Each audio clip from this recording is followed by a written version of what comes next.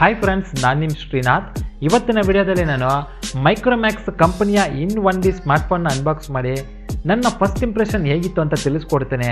So ಬಹಳ ತಿಂಗಳುಗಳ ನಂತರ ಮೈಕ್ರೋಮ್ಯಾಕ್ಸ್ ಮತ್ತೆ ಮಾರ್ಕೆಟ್ಗೆ ರೀ ಎಂಟ್ರಿ ಕೊಡ್ತಾ ಇದೆ. ನೋಡೋಣ ಯಾವ ರೀತಿ ಸ್ಪೆಸಿಫಿಕೇಶನ್ಸ್ ಮತ್ತು ಫೀಚರ್ಗಳೊಂದಿಗೆ ಮಾರ್ಕೆಟ್ಗೆ ಎಂಟ್ರಿ ಕೊಡ್ತಾ ಇದ್ದಾರೆ ಅಂತ. ಬನ್ನಿ ವಿಡಿಯೋ ನೋಡ್ಕೊಂಬರೋಣ. ಸೊ ಫೋನ್ ನಮಗೆ ಈ ರೀತಿಯ ಬ್ರೈಟ್ ಕಲರ್ಫುಲ್ ಬಾಕ್ಸ್ನಲ್ಲಿ ಶಿಪ್ ಆಗುತ್ತೆ. ಮೇಲೇನು ನಮಗೆ ಇನ್ ಬ್ರ್ಯಾಂಡಿಂಗ್ ಕಾಣಿಸುತ್ತೆ. ಬಾಕ್ಸ್ ಹಿಂದೆ ಕೂಡ ಮೇಕ್ ಇನ್ ಇಂಡಿಯಾ ಲೋಗೋ ನೋಡಬಹುದು. ಬಾಕ್ಸ್ ಕಂಟೆಂಟ್ಗಳನ್ನು ನೋಡೋದಾದರೆ ಮೊದಲಿಗೆ ನಮಗೆ ಮೈಕ್ರೋಮ್ಯಾಕ್ಸ್ ಇನ್ 1B ಹ್ಯಾಂಡ್ಸೆಟ್ ಇರುತ್ತೆ.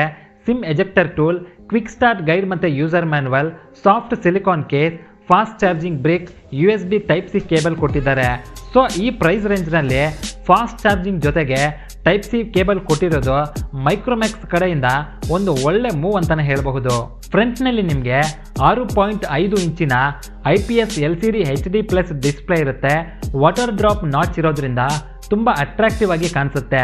ಬ್ಯಾಕ್ ಸೈಡ್ ನಿಮಗೆ 13 ಮೆಗಾಪಿಕ್ಸೆಲ್ನ f1.8 ಅಪರ್ಚರ್ ಪ್ರೈಮರಿ ಕ್ಯಾಮ್ರಾ, 2 ಮೆಗಾಪಿಕ್ಸೆಲ್ನ f2.4 ಡೆಪ್ತ್ ಕ್ಯಾಮ್ರಾ ಇರುತ್ತೆ.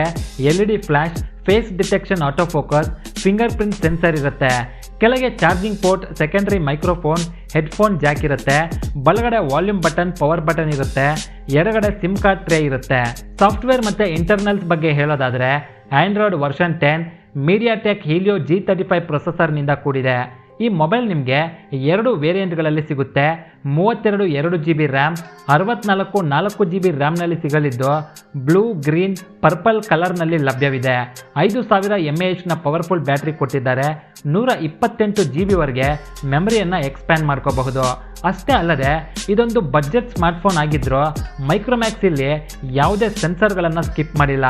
Light sensor, proximity sensor, accelerometer, gyroscope ಈ ರೀತಿ ಎಲ್ಲ ಸೆನ್ಸರ್ಗಳನ್ನು ಕೊಟ್ಟಿದ್ದಾರೆ.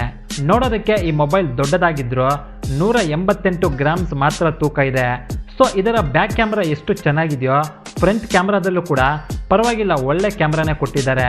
ಫ್ರಂಟ್ನಲ್ಲಿ 8 ಮೆಗಾಪಿಕ್ಸೆಲ್ನ f2.0 ಕ್ಯಾಮ್ರಾ ಕೊಟ್ಟಿದ್ದಾರೆ. ಫ್ರಂಟ್ ಮತ್ತು ಬ್ಯಾಕ್ ಕ್ಯಾಮ್ರಾ ಸ್ಯಾಂಪಲ್ಗಳನ್ನು ಈಗ ತೋರಿಸ್ತೀನಿ ನೋಡಿ.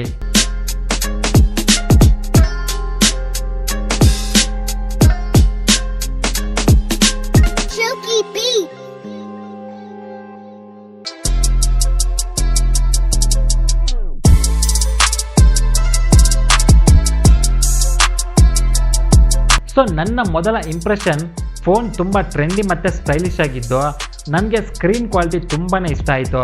ಮುಖ್ಯವಾಗಿ ಮೀಡಿಯಾ ಕನ್ಸಂಪ್ಷನ್ ಅಂದರೆ ಮೂವಿಗಳನ್ನು ನೋಡೋದಕ್ಕೆ ತುಂಬ ಚೆನ್ನಾಗಿ ವೈಬ್ರೆಂಟ್ ಆಗಿ ಕಾಣುತ್ತೆ. ಹಾಗೆ ಇದರ ಸ್ಪೀಕರ್ ಕ್ವಾಲಿಟಿ ಕೂಡ ತುಂಬಾ ಚೆನ್ನಾಗಿ ಲೌಡ್ ಮತ್ತು ಕ್ಲಿಯರ್ ಆಗಿದೆ. ಫೋನ್ ಯೂಸ್ ಮಾಡೋದಕ್ಕೂ ಅಷ್ಟೇ ತುಂಬ ಸ್ಮೂತ್ ಆಗಿದೆ. ಆ್ಯಪ್ ಓಪನಿಂಗ್, ಆ್ಯಪ್ ಸ್ವಿಚಿಂಗ್ ಎಲ್ಲವೂ ತುಂಬ ಫಾಸ್ಟಾಗಿ ವರ್ಕ್ ಆಗುತ್ತೆ.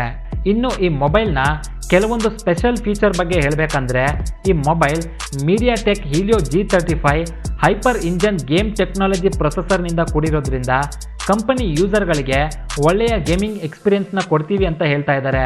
ಆದರೆ ರಿಯಲ್ ಲೈಫ್ನಲ್ಲಿ ಇದು ಯಾವ ರೀತಿ ಪರ್ಫಾರ್ಮ್ ಮಾಡುತ್ತೆ ಅಂತ ಟೆಸ್ಟ್ ಮಾಡಿ ಮುಂದಿನ ದಿನಗಳಲ್ಲಿ ತಿಳಿಸ್ಕೊಡ್ತೀನಿ. ಮತ್ತೊಂದು ಫೀಚರ್ ಏನಂದರೆ, ಈ ಮೊಬೈಲ್ ರಿವರ್ಸ್ ಚಾರ್ಜಿಂಗ್ನ ಸಪೋರ್ಟ್ ಮಾಡುತ್ತೆ. ಸೊ ಈ ಪ್ರೈಸ್ ರೇಂಜ್ನಲ್ಲಿ ಯಾವ ಕಂಪನಿ ಕೂಡ ಈ ಫೀಚರ್ ಕೊಟ್ಟಿರೋದನ್ನು ನಾನು ಇಲ್ಲಿಯವರೆಗೆ ನೋಡೇ ಇಲ್ಲ, ಆದರೆ ಮೈಕ್ರೋಮ್ಯಾಕ್ಸ್ ಕೊಟ್ಟಿದೆ. ಸೊ ಕೊನೆಯದಾಗಿ, ಬಹಳ ತಿಂಗಳುಗಳಿಂದ ಕಣ್ಮರೆಯಾಗಿದ್ದ ಮೈಕ್ರೋಮ್ಯಾಕ್ಸ್ ಈಗ ಮಾರ್ಕೆಟ್ಗೆ ಇನ್ ನೋಟ್ 1 ಮತ್ತು ಇನ್ 1B ಮೊಬೈಲ್ಗಳಿಂದ ರೀ ಎಂಟ್ರಿ ಕೊಡ್ತಾ ಇದೆ. ರೇಟ್ ಕೂಡ ಅಷ್ಟೇ ತುಂಬ ಸ್ಪರ್ಧಾತ್ಮಕವಾಗಿ ಇಟ್ಟಿದ್ದಾರೆ. ಒಳ್ಳೆಯ ಫೀಚರ್ ಮತ್ತು ಸ್ಪೆಸಿಫಿಕೇಷನ್ಗಳನ್ನು ಕೊಟ್ಟಿದ್ದಾರೆ.